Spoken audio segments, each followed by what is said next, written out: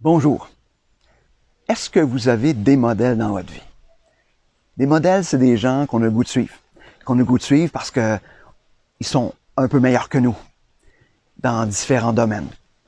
Des fois, on a des modèles au niveau de notre profession. Des gens qui sont meilleurs dans la profession qu'ils exercent, meilleurs que nous. On se dit, j'aimerais ça être comme cette personne-là. Des fois, c'est des modèles sur le plan spirituel. Des gens qui sont des hommes ou des femmes de prière. Des gens qui sont axés sur la parole de Dieu. Des gens qui aiment Dieu d'une manière extraordinaire. Des gens de foi, des gens généreux qui sont des modèles. Des modèles qu'on a le goût de suivre parce qu'ils nous emmènent à être meilleurs que ce qu'on est actuellement.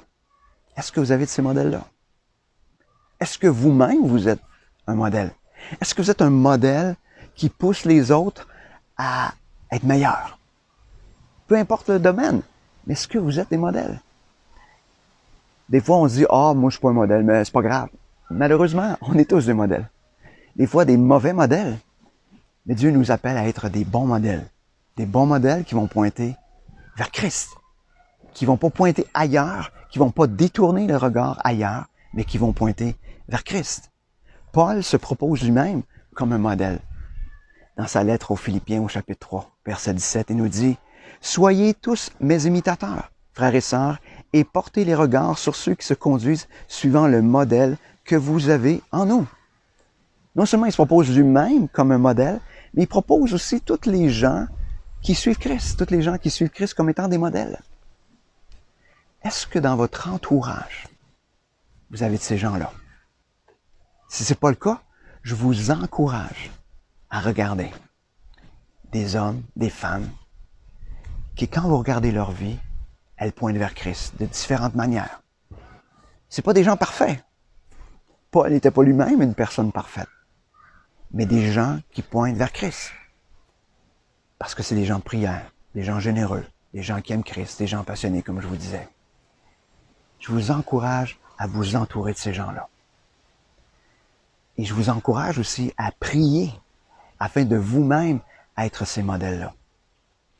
Paul, d'ailleurs, dit, « Soyez mes imitateurs comme je suis un imitateur de Christ. » C'est intéressant. Ça nous fait réaliser que parfois, on a besoin de modèles qui ne sont pas les plus parfaits. On a besoin des modèles qui sont juste un petit peu au-dessus de nous.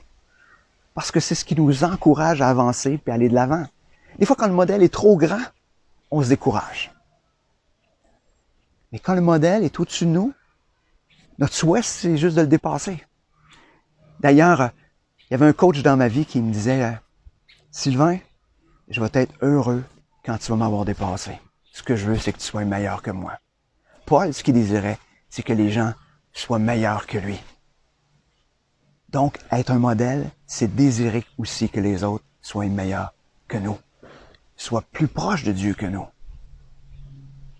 Donc, en terminant, soyez des modèles. Soyez des modèles et entourez-vous de gens qui sont des modèles, mais pas n'importe quelle sorte de modèle, des modèles qui vont pointer vers Christ. Sur ce, bonne journée.